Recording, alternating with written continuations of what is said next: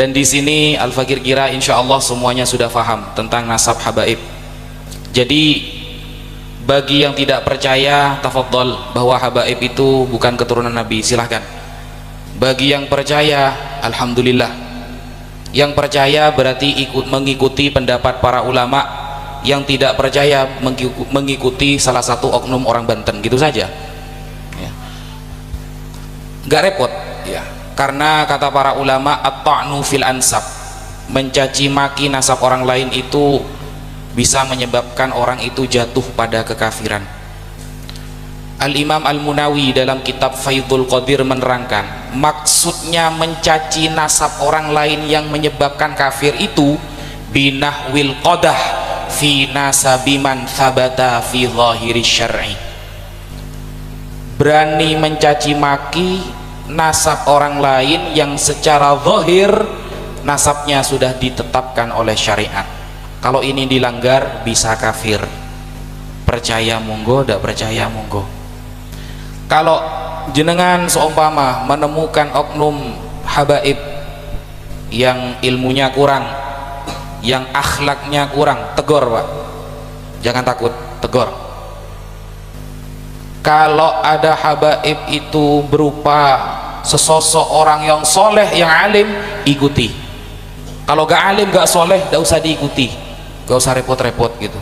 Nanti tidak dapat syafaat. Rasulullah itu tahu Pak, syafaati lil kabair min ummati, syafaatku untuk pendosa besar dari kalangan umatku. Allah lebih tahu.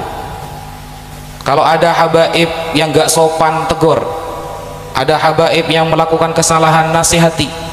Tapi kalau ada yang soleh, maka wajib diikuti. Begitu saja sebenarnya, simple. Nah, kenapa kita kok wajib meyakini bahwa habaib ini keturunan Nabi? Al-Fakir pribadi, saya pribadi Pak, setelah banyak membaca kitab-kitab nasab, sangat jarang ditemukan nasab yang lebih sahih daripada nasab Ba'alawi. Saya ulangi, setelah Al-Fakir membaca kitab-kitab nasab dari Umdatul Thalib, Al-Mu'qibun, Ibnu Toktoki dan lain sebagainya, hampir sulit ditemukan nasab yang lebih sahih daripada nasab Ba'alawi. Ba'alawi ini sahihnya itu bil ijma'. Makanya istilah nasab itu ada 4 Pak. Pertama, sahihun nasab. Apa artinya sahihun nasab? Nasabnya sahih. Definisinya adalah wa huwallazi thabata nasabuhu indan nasabah bisyahadati wa qubila binuskhatil asli bi ijma'il masyayikhin nasabin wal ulama'il masyhurin bil amanati was salahi wal fadl wa kamalin lil akli wa taharatil maulid. Itu definisi nasab yang sahih. Adalah orang yang nasabnya sudah terkonfirmasi oleh ulama nasab dengan saksi nyata. Saksinya harus tahu ilmu nasab juga, dan menggunakan nuskhatul asli, salinan yang asli yang disepakati, wa nussa alaihi bi ijma'il masyayikhin nasabin, dan salinan ini, catatan ini disepakati oleh para ulama nasab. Nasabah, bukan nasabah BRI BNI ini Pak ya, nasabah ahli nasab artinya ya, takut sampai pikirannya angsuran soalnya biasanya Pak ya. Allahu Akbar, aduh besok jatuh tempo kan gitu kalau kita kan ya. Ini bukan nasabah bermakna ahli nasab ya. Wal ulama'il masyhurin, bukan hanya ulama ahli nasab, tapi juga diakui oleh ulama yang masyhur bil amanati, dengan amanahnya, wassolahi dan kesolehannya, wal fadli dan keutamaannya, wa kamalil akli dan kesempurnaan ilmunya, wa taharatil maulid dan suci lahiriahnya. Ini nasab Ba'alawi. Di bawahnya sedikit ada yang namanya makbulun nasab, nasab yang masih diterima. Apa itu? Ma thabata nasabuhu inda ba'din nasabin wa ankarahu akhar fasara makbulan min jihati syahidaini adlaini. Kalau ada perbedaan pendapat antara ulama nasab A dan B, yang A mencetuskan ini sahih, yang B mengingkari. Kalau ada perbedaan namanya makbulun nasab, nasabnya masih diterima. Ini di bawahnya sahih. Dan ini bisa terkonfirmasi min jihati syahidaini adlaini, harus ada dua saksi yang faham nasab. Nah, di bawahnya sedikit ada yang bernama masyhurun nasab, nasab yang masyhur. Siapa mereka? Yaitu manishtahara bisiyadati walam yu'raf nasabuhu, orang yang masyhur sudah dikatakan sayyid tetapi nasabnya tidak diketahui. Ini namanya masyhurun nasab, ya. Masyhurun indal ammah majhulun fi ilmin nasab. Secara masyarakat mengakui kesayyidannya, tapi di dalam kenasabannya masih belum diketahui. Bawahnya sedikit, paling bawah namanya mardudun nasab. Apa mardudun nasab? Manidda'a ila qabilah walam yakun minhum thumma alimu tilkal qabilah bibutlanih thumma mana'uhu an da'wahu fasara hukmuhu indan nasabah annahu mardudun nasab. Ada orang ngaku-ngaku sayyid dari jalur Jilani contohnya, lah yang Al-Jilani yang lain menolak, kamu bukan Jilani. Nah, kalau ada yang menolak yang lain, saya ngaku-ngaku Ba'alawi, yang lain menolak, Ba'alawi yang lain menolak, itu namanya mardudun nasab, nasabnya ditolak. Nah, dari keempat-empatnya nasab Ba'alawi ini adalah sahihun nasab, karena tidak akan pernah ditemukan satu saja ulama ahli nasab internasional yang kitabnya dikaji di seluruh dunia yang membatalkan nasab Ba'alawi. Tidak akan ketemu sampai Dajjal keluar 2 kali, saudara. Tidak akan ada itu. Saya tunggu sampai Dajjal keluar 2 kali. Tidak ada itu. Nah, kalau mau jadi begini, ada beberapa contoh-contoh orang-orang dulu itu yang ngaku-ngaku sebagai sayyid. Nah, bagaimana sikap kita kalau ada orang-orang yang mengaku sebagai sayyid tapi kita tidak tahu, ternyata terbukti dia bukan sayyid? Lah, kita ngaji fikih. Fikih itu bab yang paling penting di masyarakat, Pak. Sekarang banyak orang belajar filsafat, fikihnya gak bisa. Syarat jadi makmum saja tidak hafal, sudah belajar filsafat, Pak. Ini zaman sekarang, bayangkan. Makanya tidak jarang di kitab-kitab para ulama tentang tanda-tanda akhir kiamat, akhir zaman, salah satu tanda-tanda akhir zaman adalah orang senang belajar filsafat, tidak mau belajar fikih. Coba lihat di dalam kitab namanya Al-Isya'ah li Asyrati Sa'ah, Syekh Muhammad Rasul Al-Barzanji. Di dalam kitab itu diterangkan salah satu tanda kiamat orang senang belajar filsafat tapi malas belajar fikih. Sholat najis dan nikah jual beli dan lain sebagainya, itu kan fikih. Nasab ini bab fikih, murni bab fikih yang kaitannya nanti dengan sejarah. Maka kita harus ngaji fikih, bukan dokter hewan yang dipakai. Soalnya orang-orang yang membatalkan nasab Ba'alawi pakai pendapatnya dokter hewan, Mbak. Jadi bisanya cuma berkicau, bukan berdalil. Orang-orang yang membatalkan nasab Ba'alawi pakainya dokter arsitek, Pak. Kita yang dibahas kitab, dia jawabnya pakai semen 3 roda. Gak nyambung memang, ya, gak nyambung. Nah, karena ini kajian fikih, maka siapa yang menjadi al-faqih? Yaitu Al-Imam Ibnu Hajar Al-Haytami. Kalau kita sering ikut bahsul masail namanya, Pak, ya, di pondok itu membahas suatu masalah, itu kalau kita dengar namanya Imam Ibnu Hajar Al-Haytami, kita itu sebagai santri taslim, Pak, percaya. Kenapa? Gelar beliau adalah al-faqih, yang ahli fikih di dalam mazhab Syafi'i. Nah, sekarang Imam Ibnu Hajarnya diragukan ilmunya, Pak. Ini bukan bahsul masail, nyari masalah beneran ini. Dulu di pesantren kalau sudah saya dengar qaulan Nawawi fil Majmu', Imam Nawawi berkata dalam kitab Al-Majmu', saya akan mengatakan salimna, saya taslim, selesai. Imam Nawawi, Pak. Sekarang Imam Nawawinya yang dikritik, Pak. Ikan ruwet kan, ya. Bisa jadi Imam Ibnu Hajar tidak teliti tentang nasab. Kalau Imam Ibnu Hajar aja bisa jadi, apalagi dia, gitu loh. Bayangkan. Ketika Imam Ibnu Hajar menulis qala as-sayyid Abu Bakar al-Idrus al-Adni, ya, secara jelas dalam kitab sahabatnya itu Abu Bakar al-Idrus. Al-Idrus ini margaba ala Alawi. Wow, bisa jadi Imam Ibnu Hajar ini orangnya kurang teliti karena beliau lebih fokus ke masalah sholat, tidak fokus masalah nasab. Kalau Imam Ibnu Hajar saja tidak fokus, apalagi dia, Pak. Ini Ibnu Hajar beneran yang mengkritik ini, anaknya batu ini berarti ya. Ini ulama tingkat nasional sekarang sudah mulai dikritik, Pak, gitu.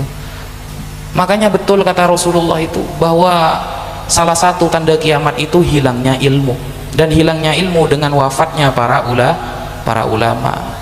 Yaqbidul ilmah biqabdil ulama hatta idza lam yubqi aliman. Kalau sudah di dunia ini enggak ada orang alim, ittakhadhan nasu ru'usan juhala, orang masyarakat akan mengangkat orang-orang bodoh menjadi kiai, mengangkat orang bodoh menjadi ustad.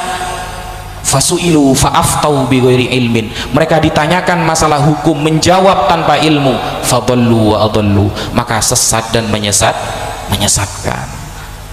Makanya Al-Imam Al-Ghazali punya kitab namanya Ayyuhal Walad.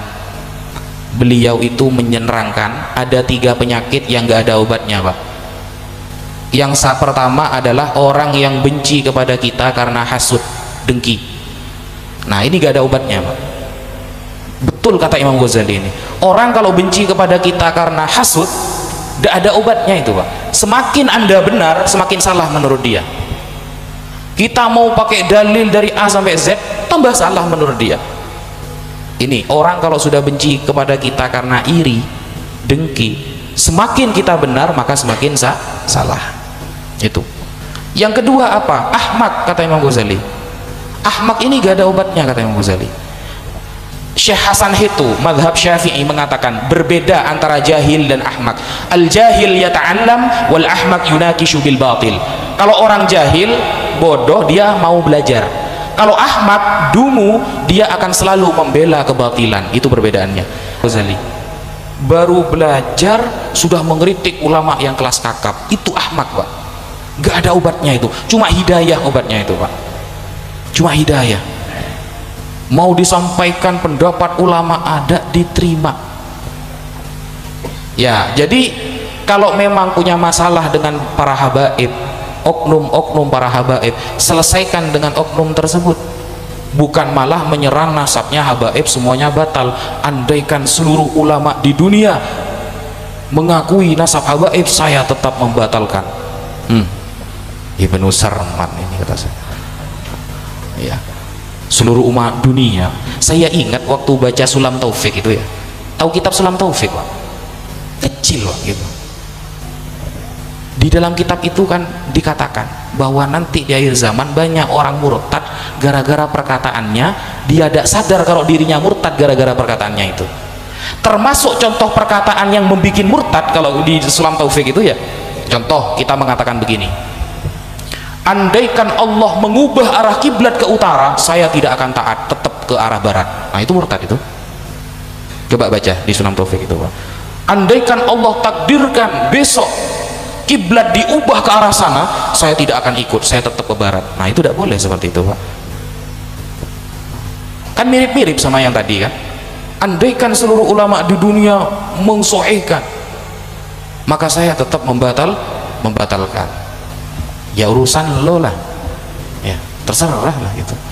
Tapi ya gak apa-apa sih, maksudnya kita ini sedang melawan orang-orang yang hebat, Pak.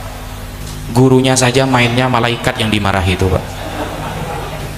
Saya udah habis pikir, saya itu apa ya, menyesal saya nantang debat dulu. Kenapa? Saya gak tahu kalau gurunya ternyata mainnya itu sama malaikat, Pak.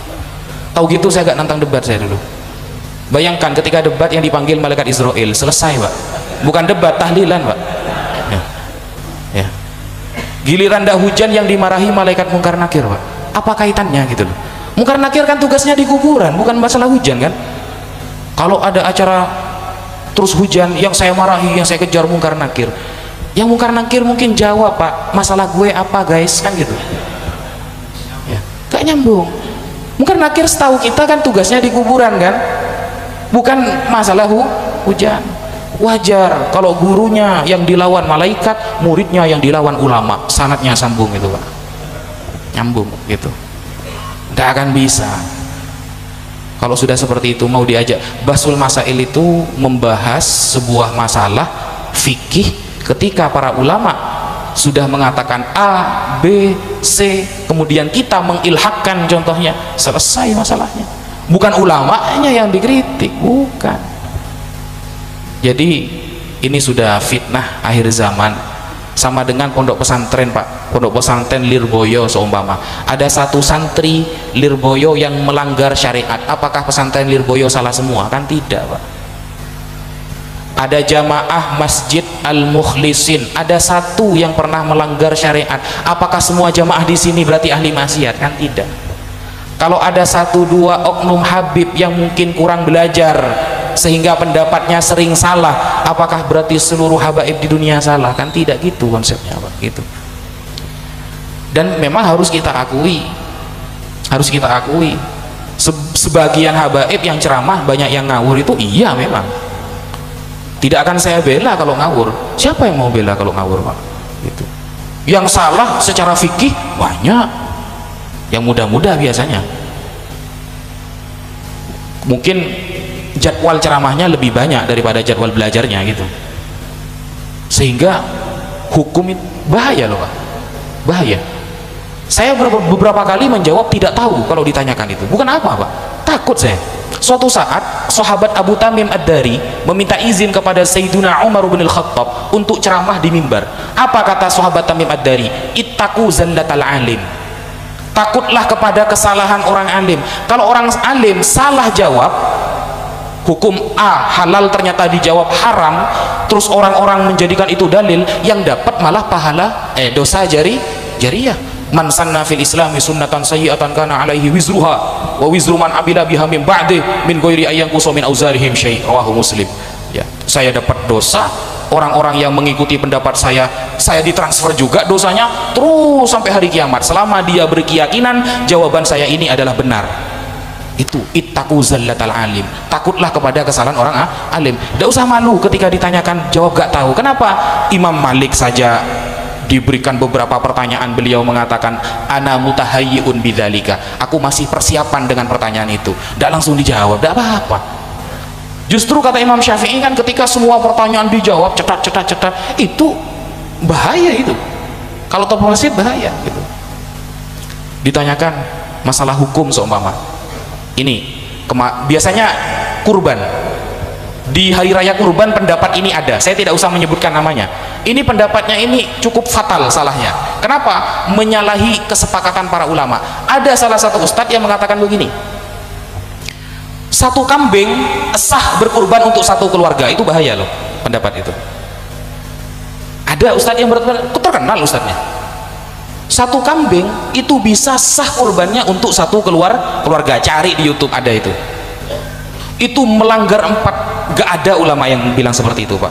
Kalau kambing bisa untuk satu keluarga Pak, yang sapi gak laku Pak, betul nggak? Kepro atuh gitu kata Mama Gufron. Kopi paste Pak, dikit-dikit ya. Kalau kambing bisa satu keluarga, maka yang sapi tidaklah laku. Itu saya kaji dari mazhab Hambali, mazhab Syafi'i, Maliki, Hanafi. Saya sampai cari pendapat yang paling nawadir, yang paling jarang itu, tidak ada. Ittifaq ulama itu. Kalau kambing untuk satu orang, masalah pahalanya mau ditransfer orang satu desa terserah, boleh. Kalau pahala boleh ditransfer untuk satu desa, boleh. Satu negara pun tidak apa-apa. Hadhil udhiyah li Muhammad wa li ummati Muhammad, kan begitu kata Nabi kan? Ini sembelihan ini untuk Nabi, untuk Muhammad dan umat Nabi Muhammad. Maksudnya kata Imam Nawawi dalam kitab Al-Majmu', pahalanya yang ditransfer, bukan kurbannya. Kalau kurban kambing satu untuk satu keluarga, yang sapi gak laku nanti Pak, kasihan yang jualan sapi itu Pak gitu. Nah, ada ustaz yang berpendapat seperti itu, fatal itu sebenarnya gitu. Nah kan susah kan, ternyata ngaji fikih itu susah Pak. Makanya tidak mudah kita langsung mengatakan Imam Ibnu Hajar tidak teliti. Baru kemarin hidup sudah bilang Ibnu Hajar tidak teliti gitu loh. Saya Pak, kalau dengar Imam Ibnu Hajar berpendapat itu gemeter. Kenapa? Imam Ibnu Hajar itu satu kelas dengan Imam Ar-Romli As-Saghir, sekelas beliau itu. ngaji ke ayahnya Imam Ar-Ramli, Syamsuddin Ar-Ramli atau Ar-Ramli Al-Kabir. Nah, ayahnya Imam Ramli ini mengakui kalau Imam Ibnu Hajar lebih alim daripada anaknya dan lebih tahqiq. Makanya muncul kitab yang bernama Fathul Ali bi Jam'il Khilaf baina Ibni Hajar wa Ibni Ramli. Itu pendapat Imam Ibnu Hajar dalam segi pendapat apa? Ketahqiqannya, kesohihannya, ketelitiannya lebih detail daripada Imam Ibnu Ramli dalam mazhab Syafi'i. Itu dikatakan tidak teliti. Gitu. Jadi kita sudah tahu bahwa kita ini ada di barisan mana ya. Kemarin video yang di Nabawi TV itu Pak, itu di banner. Al-Fakir diundang di Nabawi TV, diberikan pertanyaan nasab dari A sampai Z, itu di banner Pak, dihilangkan itu dari YouTube, tidak bisa diposting lagi itu. Wah kan, ini buzzer ini ya, wa man tabi'ahum bisu'in ila yaumiddin ini ya. Sehingga kita tahu kalau para ulama ini ternyata membedakan antara nasab ya tetap nasab, tapi kalau mau ceramah ya ngaji dulu gitu loh. Nasab tetap nasab, tapi kalau akhlaknya nggak baik ya harus ditegur gitu loh Pak. Jadi bedakan ya, tetap dihormati. Sama dengan kita punya istri, kalau istri kita ini melanggar syariat, kita kan pasti menegur sebagai rasa kasih sayang dan cinta kita kepada istri kita. Nah, seperti itu. Mungkin itu muqaddimah dari Al-Fakir. Ada tanya jawab Ustaz ya. Baik, para jamaah sekalian, masih ada waktu, kami persilahkan untuk bertanya dan menjawab. Gus, sebentar, boleh diri lagi? Ketika kemarin debat di Banten, kenapa antum yang terpilih menjadi wakil dari Ba'alawi untuk debat dengan lawan Kiai Imad? Terus yang pertama, beberapa di medsos, mohon maaf, antum sebagai perwakilan daripada Habaib, bahasa kasarnya menjadi jongos Yaman ataupun Habib. Bagaimana komentar antum? Oh, iya. Saya juga agak tidak tahu Ustaz, kenapa kok bisa Al-Fakir yang terpilih. Pokoknya waktu itu malam-malam ditelepon adiknya Buya Qurtubi, Kiai Fahrul Razi ya. Nah beliau nelpon itu setelah viral Al-Fakir buat video tantangan diskusi. Nah awalnya sempat khawatir. Kenapa khawatir? Karena yang Al-Fakir yakini dari dulu kiai-kiai itu mengakui nasab habaib gitu. Kok ada yang membatalkan, berarti kan keren berarti ilmunya berarti. Awalnya masih agak ketar-ketir saya gitu. Nah, saya mulai berani gara-gara melihat karya dan ceramahnya. Ceramahnya kok narasinya kayak gini. Orang alim sama enggak itu Pak bisa kita bedakan dari cara ngomongnya. Orang alim dan tidak kita bisa tahu dengar dari cara ceramahnya. Setelah mendengarkan ceramah-ceramahnya ini tambah yakin kalau sebenarnya pembatalan nasab ini berasumsi cabang pribadi saja. Setelah baca kitabnya tambah yakin nahwu sorofnya banyak yang salah. Wah ini tapi ngarang mensyarahi alfiyah tapi nulis kok salah ya. Balaghahnya ada yang salah, usul fikihnya apalagi, terus mengutip sebagian-sebagian pendapat Imam Ibnu Hajar dan lain sebagainya. Nah tambah berani, akhirnya buat video nantang diskusi. Mungkin video itu viral sehingga terdengar oleh pihak keluarga Kesultanan Banten. Kiai Fahrul Razi nelpon, siap beneran ya, akhirnya disuruh ke sana Ustaz gitu. Masalah saya dipanggil Jongos Yaman Ustaz gini, budak Yaman ya, panggilan itu jabatan yang baru itu ya. Sayyidina Ali aja mengatakan begini, ana abduman allamani harfan wahida, aku adalah budaknya orang yang pernah mengajari aku satu huruf. Sayyidina Ali ngajari satu huruf, beliau rela disebut dengan budak. Saya tahu bahwa di dalam sejarah para habaib telah menjadi gurunya para ulama Nusantara, Syekh Yasin bin Isa Al-Fadani, Kiai Haji Hashim Asy'ari, Kiai Khalil Bangkalan, Syekh Muhammad Mahfud Termas, Kiai Maimun Zubair dan kiai-kiai. Karena mereka adalah guru-gurunya guru saya, maka saya lebih pantas. Mungkin kalau ada kalimat yang lebih jelek daripada budak, sematkan saya dengan itu, tidak apa-apa gitu. Kalau Sayyidina Ali saja diajari satu huruf siap dikatakan budak, apalagi yang mengajari guru-guru saya, kan seperti itu. Itu yang pertama. Yang kedua, Imam Syafi'i saja rela disebut Syiah. Kalau mencintai Ahlul Bait itu bisa disebut dengan Syiah, in kana rafdhan hubbu ali Muhammad falyashhadits tsaqalani anni rafidi.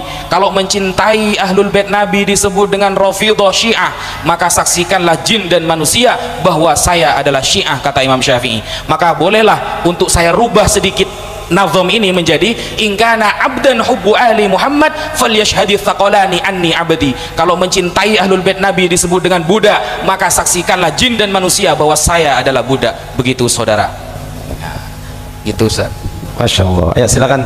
Alhamdulillahirrabbilalamin. Akhirnya kita sudah bersama-sama menyimak dan mendengarkan penjelasan tentang nasab Alawi yang langsung dijelaskan oleh Gus Wafi, yang mana beliau menjelaskan secara singkat, secara detail dan juga secara jelas, dan banyak sekali yang beliau sampaikan, baik mengenai nasab Alawi, baik mengenai para pembenci atau yang menolak nasab Alawi, dan juga beliau sedikit mengkritik yaitu para habaib yang berkata atau menjelaskan tanpa ilmu. Kalau saya mengomentari penjelasan dari Gus Wafi, beliau sangat netral. Kalau salah, beliau bilang salah. Kalau benar, beliau bilang benar. Baik itu dilakukan oleh para habaib maupun para kiai. Mungkin cukup sekian pembelajaran kita bersama Gus Wafi. Semoga apa yang kita dengar, apa yang kita simak mendapatkan ilmu yang barokah dan ilmu yang bermanfaat. Amin amin ya rabbal alamin. Apabila channel ini bermanfaat untuk Anda, silakan dukung dengan cara subscribe, di like, di komen, dan di share agar kalian tidak ketinggalan video-video terbaru dari channel ini. Dan akhirnya dari saya, wassalamualaikum warahmatullahi wabarakatuh.